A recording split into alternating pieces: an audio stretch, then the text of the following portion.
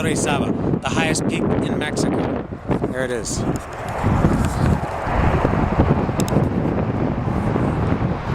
That's the highest peak in Mexico, and I think the second highest in North America.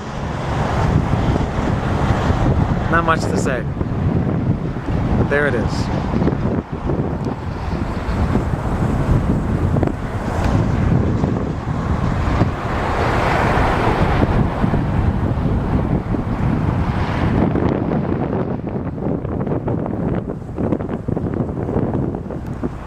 There's the summit. That's 5,610 meters, which is, I think, like 18,900 feet.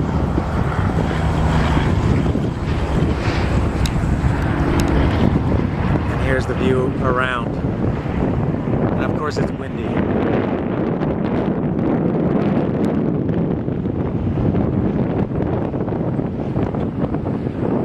Here's the car I had to park out on the highway and then come around to.